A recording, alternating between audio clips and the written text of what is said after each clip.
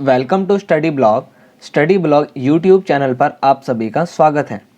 हम एनसीईआरटी इतिहास सीरीज़ को पढ़ रहे हैं, जिसमें हमने अध्याय 1 और अध्याय 2 को पहले ही पढ़ लिया है, जिसकी वीडियो आपको प्लेलिस्ट में मिल जाएगी, तो उसे भी जा करके ज़रूर देखें।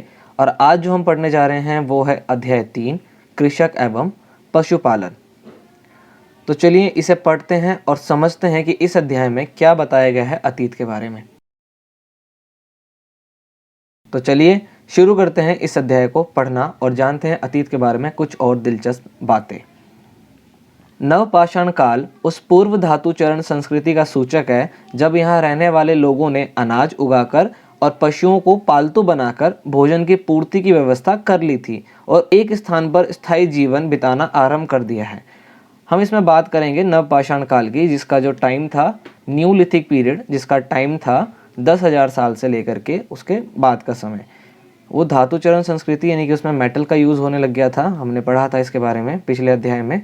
तो कह रहे हैं कि इसके बाद जो लोग हैं उन्होंने अनाज को उगाना भी शुरू कर दिया था, पशुओं को पालना भी शुरू कर दिया था और वे एक स्थायी जीवन की ओर बढ़ गए थे, यानी कि वो एक जगह रुक करके रहने लग गए थे। आइए जानते हैं इसके बारे में। और खेती और पशुपालन की शुरुआत, तो आइए पढ़ते हैं इसको और जानते हैं खेती और पशुपालन की शुरुआत के बारे में। नवपाषाण युग में आरंभिक मानव को कृषि में सफलता प्राप्त हुई, यानी कि कृषि की असली शुरुआत कब से हुई है, वो नवपाषाण युग यानी न्यूलिथिक पीरियड था। इसी युग में आरंभिक मानव थे, उन्होंने पशुपालन भी शुरू कर दिया था, यानी कि वो पशुओं को पालने भी लग गए थे। दुनिया की बदलती जलवायु के साथ ही लोग जिन पशुओं और वनस्पतियों का प्रयोग भोजन के रूप में करते थे वे समय के साथ बदलने लगे, यानी कि इसी टाइम के अंदर ना क्लाइमेट में क्या आया, चेंज आना स्टार्ट हुआ था, जिसके कारण बहुत सारी घास वगैरह उगने लगी। तो धीरे धीरे भेड़ बकरी गाय बैल इनको इन्होंने पालना भी शुरू करा था, तो साथ में पशुपालन भी करने लग गए। और हमने पहले अध्याय में भी पढ़ा था कि कृषि की शुरुआत जो है वो आज से 8,000 साल पहले हुई है। तो वो 8,000 साल पहले का जो टाइम था वो न्यूलिथिक पीरियड था।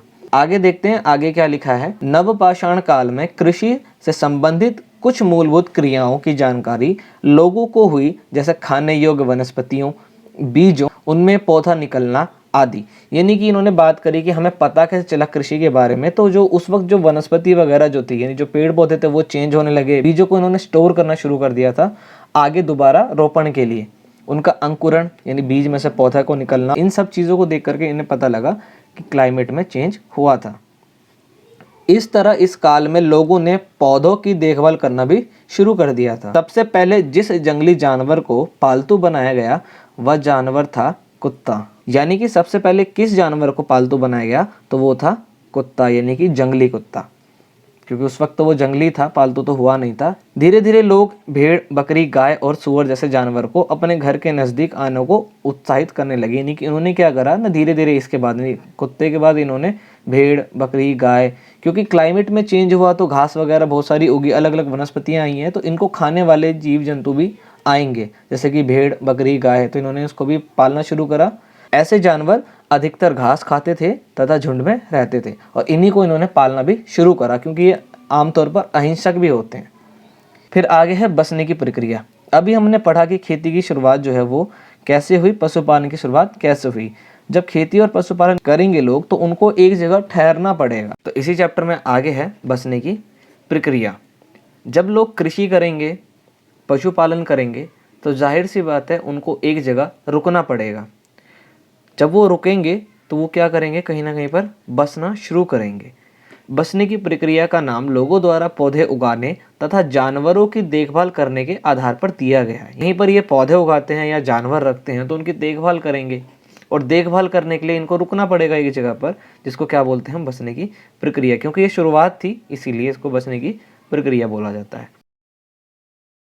अपनाए गए ये पौधे तथा जानवर सामान्यतः जंगली पौधों तथा जानवरों से भिन्न होते हैं, यानी अलग होते थे। इसकी वजह यह है कि लोगों द्वारा बसने की प्रक्रिया की दिशा में अपनाए गए पौधे या जानवरों का चयन किया जाता था। मतलब ये लोग चूज करते थे, सेलेक्ट करते थे कि हमें किन जानवरों को पालना या किन पौधों को उगाना है। जो अहिंसक जानवर हुआ करते थे ये उन्हीं को पालतू बनाया करते थे, वो हमला नहीं किया करते हैं। और जब क्लाइमेट में चेंज हुआ, बहुत सारे पौधे या घास ये उगने लगे, जिसको खाने के लिए इसी तरह के जानवरों की आवश्यकता थी जो इन चीज़ों को खाया करते हैं, तो इन्होंने उन्हीं को पालना शुरू किया।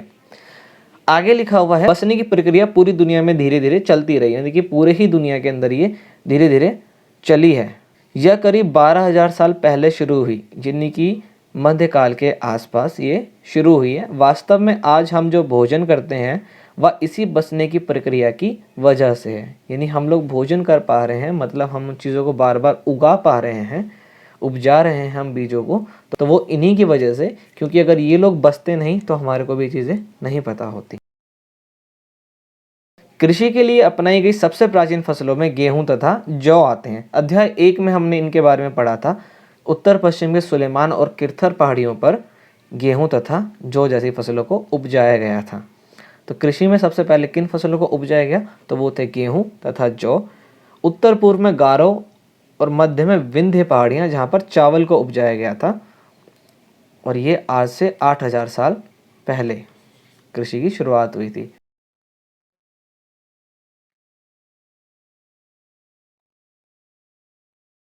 आगे बढ़ते हैं, आगे देखते हैं एक नवीन जीवन शैली। नवीन मतलब नया, जीवन शैली मतलब रहन सहन का तरीका। जब लोग पौधे उगाने लगे तथा उनकी देखभाल करने के लिए उन्हें एक ही जगह पर लंबे समय तक रहना पड़ता था, बीज बोने से लेकर फसल के पकने तक, पौधों की सिंचाई से खरपतवार हटाने, जानवरों और चिड़ियों से उनकी सुरक्षा करने जैसे बहुत से काम शामिल थे। फसल कटाई के बाद अनाज का उपयोग बहुत संभाल कर करना पड़ता था। अभी हमने पढ़ा बसने की प्रक्रिया, लोग बस रहे थे, लेकिन काफ़ी लंबे टाइम के लिए। जब काफ़ी लंबे टाइम के लिए लोगों को रहना पड़ेगा तो उनकी जीवन शैली के अंदर चेंजेस आने स्टार्ट हो जाएंगे, बदलाव होगा कुछ ना कुछ। तो उसी को हमने बोला एक नवीन जीवन शैली। यानी यही लोग जब काफ़ी लंबे टाइम तक एक जगह रुकने लगे तो ये क्या करते थे, भाई बीज को बोया तो बीज बोते ही तो कोई पौधा नहीं आएगा, टाइम लगेगा पौधे को उगने में। तब तक उनकी सिंचाई करना, कीड़े मकोड़े जो उन पर लग जाते हैं उनको हटाना, जानवरों से बचाना, चिड़िया वगैरह से बचाना। जब इतनी मेहनत करने के बाद, कटाई करने के बाद जब अनाज हाथ में आता है तो ये क्या करते थे, उनको बहुत ही संभाल कर रखा करते थे, यूज़ भी बहुत संभाल कर करते थे और उसको स्टोर भी करके रखते थे, ताकि अगली बार फिर से उनकी खेती की जा सके और उनको दोबारा से ही उगाया जा सके। अनाज को भोजन और बीज दोनों ही रूप में बचा कर रखना आवश्यक था, बहुत ही ज़रूरी था। भोजन के रूप में इसलिए बचा कर रखना था क्योंकि इनको खाना भी है, डेली खाना है। और बीज के रूप में इसलिए रखना ज़रूरी था क्योंकि इनको बाद में इसको दोबारा से ही बो करके उपजाना भी है। इसलिए लोगों ने इसके भंडारण की बात सोची, यानी कि इन्होंने स्टोर करने की बात सोची कि कैसे हम इन चीज़ों को स्टोर कर सकें। बहुत से इलाकों में लोगों ने मिट्टी के बड़े बड़े बर्तन बनाए, अनाज को रखने के लिए टोकरियां बनाई या फिर जमीन में गड्ढा खोद करके वहां पर रखा। पशुपालन नवपाषाण काल में भोजन व आजीविका का अतिरिक्त साधन बन गया। किस प्रकार बन गया, क्योंकि जिन भी जानवर को इन्होंने पाला वे दूध दिया करते थे, तो इनके भोजन में दूध भी शामिल हो गया। शुरुआती कृषकों और पशुपालकों के साथ होने के साक्ष्य मिले हैं। ये पूरे भारत उपमहाद्वीप में पाए गए हैं, यानी पूरे भारत में ही फैले हुए थे ये जगह जगह पर। इनमें सबसे महत्वपूर्ण पश्चिमोत्तर क्षेत्र में, आधुनिक कश्मीर में और पूर्वी तथा दक्षिणी भारत में पाए गए। यानी ऐसे लोग जो कृषक भी थे और पशुपालक भी थे, ये पूरे ही भारत में पाए गए हैं। यानी इनका जो साक्ष्य है वो पूरे ही भारत में मिले हैं हमारे को। जैसे कि कश्मीर में भी मिले, यानी कि ऊपर की तरफ भी मिले हैं, दक्षिणी भारत साउथ इंडिया में भी मिले हैं। अब हमने बात करी बसने की प्रक्रिया, यानी कि लोग किस प्रकार बसना शुरू हुए, एक जगह रुकना शुरू हुए। जब एक जगह रुकेंगे तो उनकी जीवन शैली में बदलाव आए, और जब जीवन शैली में बदलाव आएंगे तो फिर आगे कहाँ जाएंगे, ये स्थायी जीवन की ओर, यानी कि अब स्टेबल हो जाएंगे, एक जगह बस जाएंगे पूरी तरह से। पुरातत्वविदों को कुछ पुरास्थल पर झोपड़ियों और घरों के निशान मिले हैं, जैसे कि बुर्ज होम, जो कि आधुनिक कश्मीर में, यानी कि अभी कहाँ है, वो कश्मीर के अंदर है। यानी बुर्ज होम में लोग क्या करते थे ना, गड्ढों के नीचे घर बनाते थे, जिसको ये लोग गर्तवास कहते हैं। यानी गड्ढों के नीचे घर क्या कहलाता है, गर्तवास। इसमें उतरने के लिए सीढ़ियाँ होती थी, इससे उन्हें ठंड के मौसम में सुरक्षा मिलती थी। जब स्थायी जीवन की ओर कदम बढ़ाया तो इन्होंने क्या करा, इन्होंने अपने लिए झोपड़ियाँ बनाई थी, घर बनाए थे, जिसके साक्ष्य हमें बुर्ज होम से मिले हैं, जो आज आधुनिक कश्मीर में है। ये घर किस प्रकार के थे, ये लोग गड्ढों के नीचे घर बनाते हैं, जिसको हम गर्तवास कहते हैं। इसमें उतरने के लिए, यानी गर्तवास में उतरने के लिए सीढ़ियाँ होती थी। और ये लोग इस तरह के घर में क्यों रहा करते थे, तो उनका मानना ये है कि ये लोग ठंड के टाइम में मौसम बहुत ठंडा हो जाता है, उनसे बचने के लिए, यानी उस ठंड से बचने के लिए ये अंदर की ओर, यानी कि नीचे की तरफ इन्होंने घर बनाया था, जो ज़मीन के अंदर हुआ करते हैं। आगे लिखा है, पुरातत्वविदों को झोपड़ियों के अंदर और बाहर दोनों ही स्थानों पर आग जलाने की जगहें मिली है। इनको क्या मिला भाई, दोनों ही जगह पर आग जलाई गई है। ऐसा लगता है कि मौसम के अनुसार ये लोग घर के अंदर या बाहर खाना पकाते होंगे। आगे है, बहुत सारी जगहों से पत्थर के औजार भी मिले हैं। इनमें से कई ऐसे हैं जो पुरापाषाणी युगीन उपकरणों से भिन्न है। यानी जो पुरापाषाण हमने पढ़ा था, सबसे बड़ा जो काल है वो पुरापाषाण काल है। इस वक्त जो उपकरण थे, जो औजार थे, उससे बिल्कुल ही अलग औजार मिले हैं। इसलिए ये इनको माना जाता है कि ये न्यूलिथिक पीरियड के क्या हैं, उपकरण हैं। इनमें वे औजार भी हैं जिनकी धार और अधिक पैना करने के लिए उस पर पॉलिश चढ़ाई जाती थी। ओखली और मूसल का प्रयोग अनाज तथा वनस्पतियों से प्राप्त अन्य चीज़ों को पीसने के लिए किया जाता था। यानी कि जिसको हम आज ओखली और मूसल, खड़ मूसल जिसको बोलते हैं, इसका उपयोग वे लोग भी किया करते थे पीसने के लिए। जो भी इनको वनस्पतियाँ वगैरह मिलती होंगी जंगलों से या अनाज होता होगा जो, उनको ये क्या करते थे, पीसा करते थे। आगे लिखा है, नवपाषाण युग के पुरास्थल से कई प्रकार की मिट्टी के बर्तन मिले हैं। यानी यहाँ पर हमारे को मिट्टी के बर्तन भी मिले हैं। कभी कभी इन पर अलंकरण भी किया जाता है। अलंकरण मतलब डिज़ाइनिंग वगैरह। बर्तनों का उपयोग चीज़ों को रखने के लिए किया जाता था। धीरे धीरे लोग बर्तनों का प्रयोग खाना बनाने के लिए भी करने लगे। चावल, गेहूँ तथा दलहन जैसे अनाज अब आहार का महत्वपूर्ण हिस्सा बन गए थे। इसके साथ साथ अब लोग कपड़े भी बुनने लगे थे। इसके लिए कपास जैसे आवश्यक पौधे उगाए जाने लगे। इसमें हमारे को पता लगा कि लोग जो है, यानी कि नवपाषाण युग की बात कर रहे हैं हम, न्यूलिथिक पीरियड की, उसमें लोगों ने क्या करना शुरू कर दिया था, बर्तन भी बनाने शुरू कर दिए थे। खाना जो है वो भी बर्तन में बनाने लगे, कपड़े भी बुनने लगे। के लिए कपास जैसे आवश्यक पौधे भी उगाए जाने लगे। कपास मतलब रुई। पाषाण युग की प्राप्त सामग्रियां एवं उसके पुरास्थल। किस पुरास्थल से हमारे को कौन सी सामग्रियां मिली हैं, ये उनके बारे में है। तो चलिए पढ़ते हैं। गेहूं, जौ, भेड़, बकरी, मवेशी, ये हमारे को मेहरगढ़ जो आज पाकिस्तान में है। चावल, जानवरों की हड्डियों के टुकड़े, ये हमारे को कोलिडवा जो आज आधुनिक उत्तर प्रदेश में है। चावल, मवेशी, मवेशी मतलब मिट्टी पर खुरों के निशान, ये हमारे को महागढ़ा जो आधुनिक उत्तर प्रदेश में है। गेहूं और दलहन, गुफक्राल आधुनिक कश्मीर में है। गेहूं और दलहन, कुत्ते, मवेशी, भैंस, भेड़, बकरी, बुढ़झोम आधुनिक कश्मीर में है। गेहूं, हरे चने, जौ, भैंस, बैल, ये कहाँ से मिले, चिरांत आधुनिक बिहार में। ज्वार, बाजरा, मवेशी, भेड़, बकरी, सूअर, ये कहाँ से मिले हमारे को, हल्लूर आधुनिक आंध्र प्रदेश में है अभी। काला चना, ज्वार, बाजरा, मवेशी, भेड़, सूअर, ये हमारे को पय्यमपल्ली आधुनिक आंध्र प्रदेश से मिले हैं। यानी कि कौन से पुरास्थल में कौन सी जगह से हमारे को कौन कौन से अनाज या किन की हड्डियाँ मिली है, उसके बारे में बताया गया है। आप इसका एक स्क्रीनशॉट खींच करके रख सकते हैं, याद करने के लिए आसान रहेगा। इसमें से बहुत सवाल आते हैं, कई बार भी पूछ लिया जाता है। चलिए आगे बढ़ते हैं, आगे देखते हैं क्या लिखा हुआ है। रीति रिवाज एवं जनजाति। अब तक लोगों ने क्या करना शुरू कर दिया था, उन्होंने कृषि करनी शुरू कर दी, पशुपालन करना शुरू कर दिया। उसके बाद नवीन जीवन शैली को भी अपनाया, यानी कि कुछ नया भी करा, नवीन जीवन शैली में आए। उसके बाद स्थायी जीवन की ओर भी आ गए। तो जब आप स्थायी जीवन की ओर आएंगे तो आपके कुछ रीति रिवाज भी होंगे। तो आइए उसी के बारे में पढ़ते हैं।